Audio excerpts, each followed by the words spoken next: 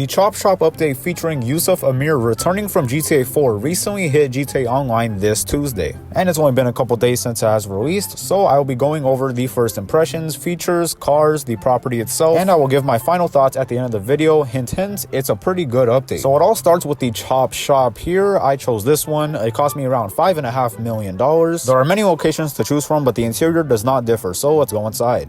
Here we are inside of the Chop Shop. You can choose a couple of customization options, with the main one being the color of the floor and a couple of the poles. And you can also choose to have a beater tow truck or a regular tow truck to make passive income. Here I had the regular tow truck, not the beater, because I have money to throw away, and I just chose this one. Now I will walk you through a car repo mission. So whenever you start one of these up, you will be tasked to go find a car somewhere. Here I'm at this plaza at the top end of Los Santos. All you do is you pick up the car and you take it back to the Chop Shop. From what I understand, it doesn't matter if you damage it or anything. I damaged this car a little bit throughout the run and nothing seemed to change. However, the daily income you get is a little bit inconsistent, so keep that in mind. Oh, and the car can come off relatively frequently, even if you hit something and the cable doesn't get twisted. If you hit an object, the car will fall off the cable and you will have to reattach it. And here we are back at the Chop Shop, and that is all you do. You drive face first with the tow truck. You don't back the car into it, which is kind of reverse logic, but whatever. And there it is. Now the car is being salvaged basically, and you have to wait, and every time you do this, you will boost your daily income for the Chop Shop. Now let's move on to our office at the corner of the Chop Shop. Here we have a living quarters and a wall safe with money in it. This money accumulates over some time. It's not that much, and I don't know the exact amount of time, but it doesn't give you that much. I think the arcade daily income is more consistent and bigger. I think it gives you 10,000 every 48 minutes in real life. I've been on for quite a while now, and it's only giving me 21,000, so this is definitely lower than other businesses, but we'll have to wait and see how we can perfect that aspect of it. Here we have our living quarters with our closet and our bed. Can we actually spawn here? And it seems that we can choose to spawn here. I personally wouldn't, but you do you. And that is all to the living quarters area. Now we move on to the computer, which is the biggest aspect of this business, how you will really be making money. You will have to steal 3 cars a week. That only resets on a weekly basis in real life, not in the game, unfortunately. You will have to steal these cars by doing basically auto shop-esque missions. They're missions that take place in free mode and not in a closed mission lobby, which is fantastic. I hate waiting for black screens to load and for everyone to join the game. This is much simpler, and I'm sure everyone agrees with me. And this also may be the most controversial part of this update, because everyone agrees that these missions are good so far, so from what I've heard. But these missions, once again, only reset on a weekly basis. We'll have to wait quite a bit to get 3 new missions every week. So the question is, will people really tune in every week to do these 3 missions, or will they just forget about the business, maybe do these first 3 and then not do the rest? I don't know, and we'll certainly have to see and wait how it plays out. But from a mission standpoint, the missions are pretty good, they're pretty fun, and they're pretty new. They don't really use a lot of reused assets, which is fantastic. I was expecting a lot of reused assets from this update, but honestly, there really are not too many. This update also added animals to GTA Online. I recently made a video, 15 minutes of things that make no sense, where I talked about it didn't make sense why animals took so long to be added to GTA Online. But whatever, they're finally here and we have them after a decade. I like how they look. They remain pretty true to the single player animals that you see there, and they spawn pretty frequently. I was driving around a little bit while recording the video, and I saw a lot. It's not just every so often you'll see one. You'll see a coyote, a deer, a cow, who knows. You will even see dogs, which is pretty cool. Here I have Chop's breed. It would be pretty cool if we could have a companion dog, but I don't know how that would work. I think there would be a lot of controversy over killing the dog, because I'm sure players would be able to kill it. So we'll just stick to wild ones for now. Rockstar also added the feature to be able to move cars between garages in the interaction menu. You do not have to go to one garage, take a car from there, go to the next one, put the car in there, and then vice versa, keep on going back and forth. They finally added this feature. I also made a video a while ago about features that car guys want in GTA Online. It was a very popular video. I recommend you go watch it if you haven't already, and this was one of those features. Thankfully, they have finally added it. Unfortunately, they chose to add it after I went through all the pain of just doing it the way before and taking cars from point A to point B, but whatever. For future enthusiasts and anyone who wants to move their cars around easier, they have this option, which is great. Works pretty well and is pretty seamless, and overall is a very great feature that car enthusiasts and regular players of GTA Online will surely appreciate. The only thing I can dock points for is not being able to have like a trash bin feature. Now, I'm at a point where I don't really care about money or selling a car. I just want to trash it and forget about it, just so I don't have to worry about taking cars to Los Angeles Customs and hitting the daily sell limit. This feature did not add that. It's kind of unfortunate. We'll have to wait and see if Rockstar ever adds that, but as for now, it's not in the game. Rockstar also added the Vinewood Club garage. It holds 100 personal vehicles, but The only thing is you have to sign up for GTA Plus. Now, me personally, I haven't signed up for GTA Plus yet because I have all the garages in the game. I don't really have a point for more space. As you can see here, all these garages are full of cars and I don't really have any more cars to fill it with. So I don't need any more storage. But if someone were to get this, let's say they sign up to GTA Plus for 1 month and then they don't for the next, do they just lose the cars in the garage, or are they held until they renew their subscription? I'm not too sure, and I guess we'll have to wait about a month so we can see how this plays out. But honestly, I would only get this if you're a heavy car collector in GTA Online and you're completely full on garages. Even the Eclipse Boulevard garage, you already filled it and you just need more storage. If you're a new player, do not make this the sole reason why you buy GTA Plus. Just buy normal garages. We also received a new gun in this update, the Battle Rifle. It has 2 modifications, an extended clip and a suppressor, and then all of the weapon tints follow. Kind of sucks that we didn't see a scope, but I will show you right now, it kind of doesn't need one. Here is how it sounds. In my opinion, it kind of sounds like a full auto ceramic pistol, but maybe that's just me. And the iron sights on this rifle are actually pretty good. They're probably my favorite iron sight in the game. Now, I have the extended clip on my battle rifle here, and as you can see, it still only holds 30 rounds. I assume Rockstar did this for balance reasons.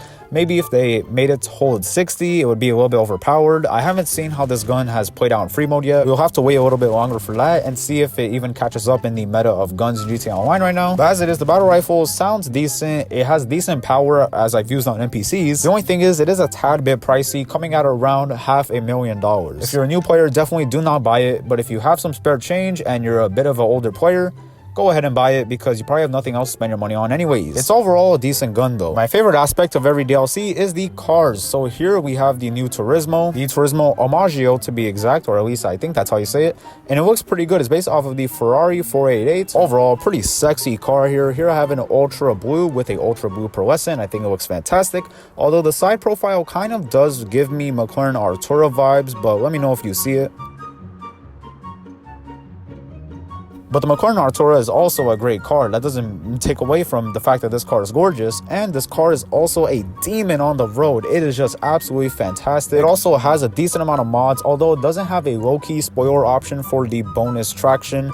The only way to get that bonus is to wrap your rear spoiler section area in carbon wrap. I think it looks decent anyways, but I would prefer for it to be blue. So now let's check out the interior, if I can figure out how to do this here.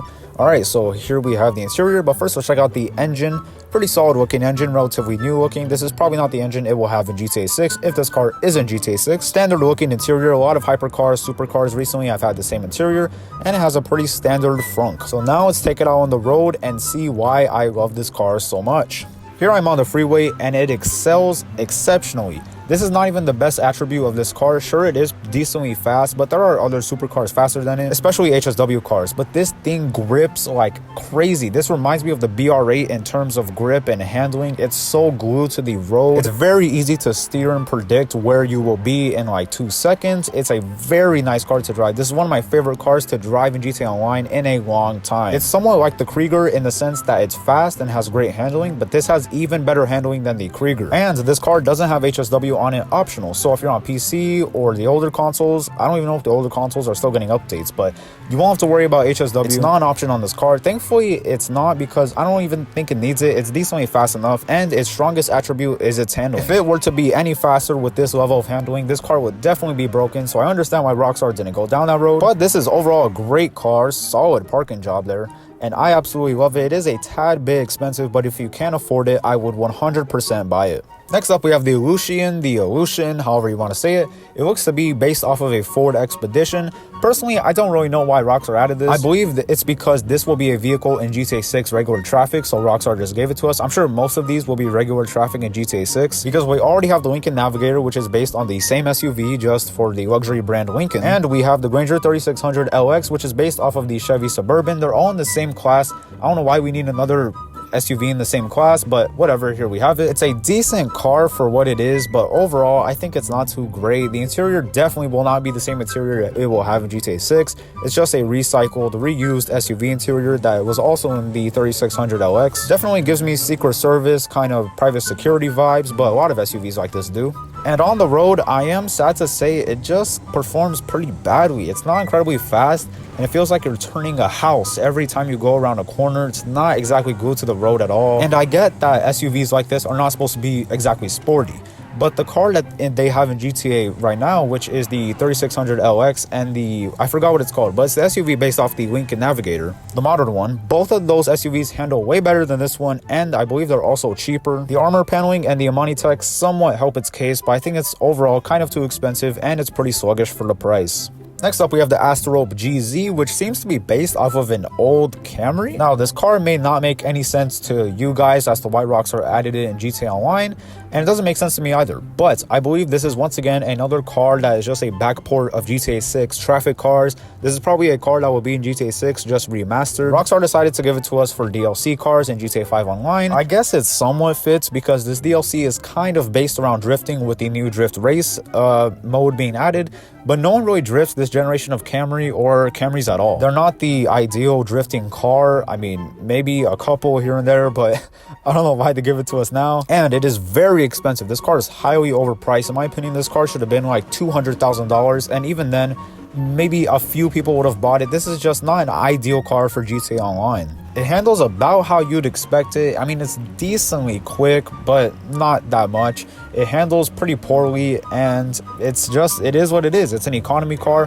However, I kind of do appreciate when Rockstar adds economy cars in GTA Online because they're relatable. People in real life who have these types of cars are able to customize it like theirs in real life, and it gives them a sense of personalization and just them being acknowledged by Rockstar. The people that may not have Lambos and cars like that, they have regular economy cars, they're still noticed in GTA Online, and they're given these types of cars. But I would say if you don't have this car in real life and you don't really have any interest for it, don't buy it. You're not really missing out on anything. It's a pretty standard economy car. I haven't tried the drift kit on this car yet. Maybe it's good, maybe it's not, I don't know, but even then it will be very expensive at that point.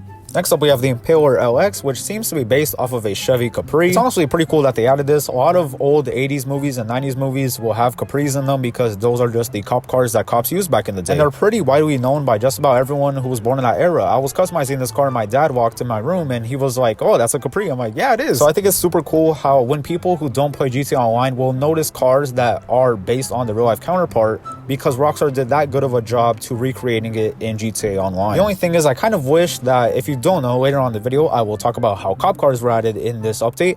I wish that this were a cop car or they had some cop car variant of it, and maybe they will in Drip Feed, but in Drip Feed, if it were to release, it would probably be a separate car, not a upgrade to the car. So we would have to pay another like $2 million, which I would probably pay for, but I know most people probably won't. But as for this one, it's decently quick, it handles okay.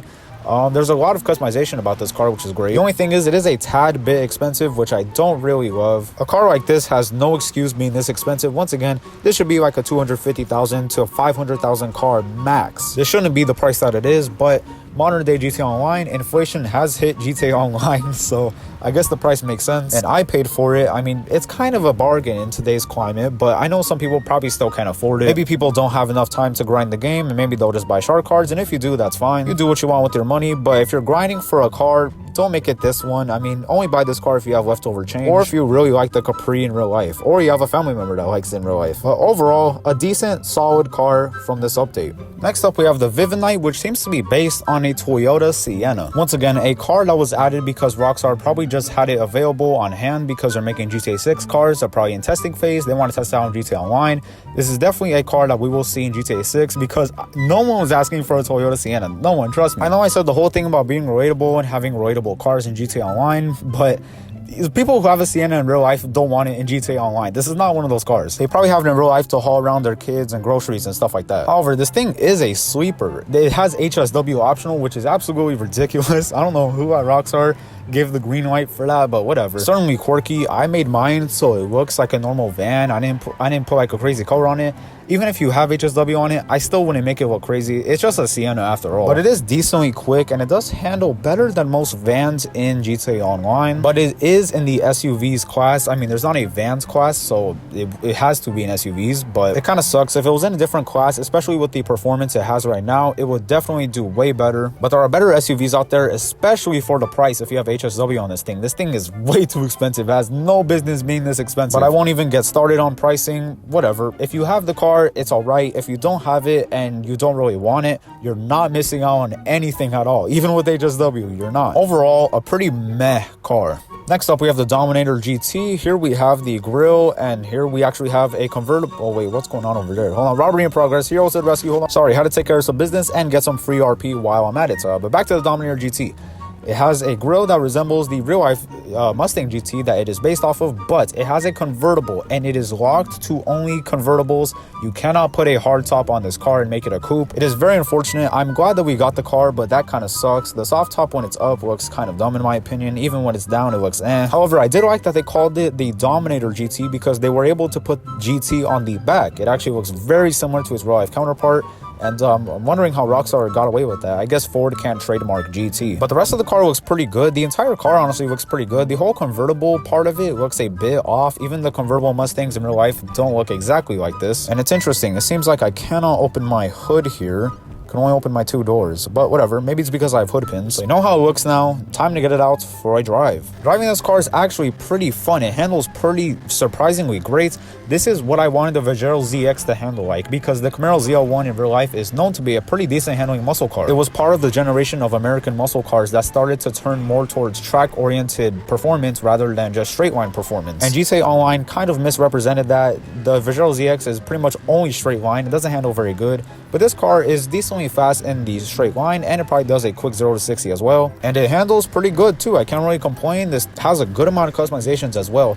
The only thing is there are no stripes, like dual stripes, but I don't really care for them because there's no hardtop anyways. I really wish there was a hardtop so we could resemble more GT350 and GT500 type Mustangs. I suppose if you make it black, the convertible will kind of blend in, but there's still no stripes and it kind of sucks, but whatever. I'm happy that we got the Mustang GT after so long of waiting, and overall say it's a good car and a good purchase. Next up, we have the Vigero ZX convertible. I will quickly go over it because it's basically the exact same as the regular Vigero ZX. Has all the same features, but this is a convertible obviously, although this weird glass pane does not go down with the convertible. As you can see here, I don't know if it's just mine or I don't know, it's certainly quite strange. Let me know if your Vigero ZX has this in the comments, and maybe we'll find out if this is a common glitch or not, but as for now, you cannot do anything about it really. Once you have it, I'm trying to shoot it out here, it doesn't go down with the convertible, it doesn't go down with bullets. Kind of sucks and definitely kind of discourages me from driving this car. As for performance, it's the exact same as the regular Vigero ZX, I think at least. I don't know how statistics have put it yet, I don't think it's come out yet, but it has HSW, it feels about the same speed, it feels about the same handling, it's overall the exact same car, but with a convertible soft top. Next up, we have the FR36, which is based on an Infiniti G35, the original. I'm sure a lot of car enthusiasts will love this. I know a couple of people in real life who have Gs. I'm sure they will love this. And Rockstar did a damn good job of putting it in GTA Online. It looks very similar to its real life counterpart. The taillights look a bit squished, but it's whatever. The interior definitely does not look like a G in real life, but whatever. Most people don't even drive it first person. And let's check out the engine here. So it seems that it has a V8. So we're just gonna ignore that, and now let's get out on the road to see how it drives and performs. And it's pretty good from what I'm getting here. Now it's not exactly very quick like the one in real life, but it does handle pretty good, unlike the one in real life, or so what I've heard, and it is a pretty decent car in GTA Online. There is a good amount of customizations for it. Here I have on the spoiler that was actually on the G35, or it was at least optional, and I think it looks pretty good here in this red. The red also kind of hides the slight misinterpretation of the taillights by Rockstar, and overall it's a pretty good deal. It's not exactly too expensive, it's just right in the middle. And it's a pretty great car, has a lot of customizations. I personally wish it had HSW, but maybe that would have thrown off balance a little bit, and it would have definitely made it more expensive. But as for this one, definitely not bad, and definitely an enthusiast must. Now, my favorite part about this DLC is we are finally able to own cop cars, and Rockstar was not lazy about it. As you can see here, this looks nothing like the regular NPC Stanier that the cops drive around in Blaine County or Los Santos. This is completely unique to me. There are many bull bar options, there are many options for gadgets on the roof. There are tons of livery options. I think there's like 27 liveries. The interior also looks pretty good here. This one has a laptop in the middle. The regular NPC one does not. It has a cage with some guns tethered on the back, it seems. And it just looks stunning with these lights on. The lights are actually updated. They don't seem to be regular halogens. They seem to be LEDs. And this car is just damn good. And I've heard that we are getting more cop cars as drip feed, which is fantastic. We also got the option to buy the Riot van, but you cannot customize it, and it costs like $3 million. You can find it off the street in certain locations if you want. I would recommend buying it. But as for the Stanier, this is very good. I'm very pleased and surprised that Rockstar went down this road and gave us unique and more customizations for it instead of just giving us the option to buy it and not be able to customize it. Rockstar actually gave us a ton of customizations for this car. I really did not expect that, and I'm very thankful that that's what they ended up doing. This car is just simply perfect in my opinion. Now, the one thing that makes it kind of not too perfect is the price. This thing is around like 3.5 million, I think. But hey, you gotta pay to play, and I'm definitely happy that I have the money for it because this thing is fantastic. I might have to buy another one, so I have a Blaine County unit and the Los Santos unit, and it looks fantastic. I cannot wait for the Gauntlet Hellfire Police unit. I will pay big money for that, and I'm sure many others will too. And that is it, everyone. Overall, a very solid DLC in my opinion. It kind of sucks that we have to wait a week for more cars in the computer, but I'm sure we'll get used to it. As for actual cars and content, this DLC is pretty fantastic. Let me know what you guys think in the comments below. I will be talking to some of you, and have a great day. Goodbye.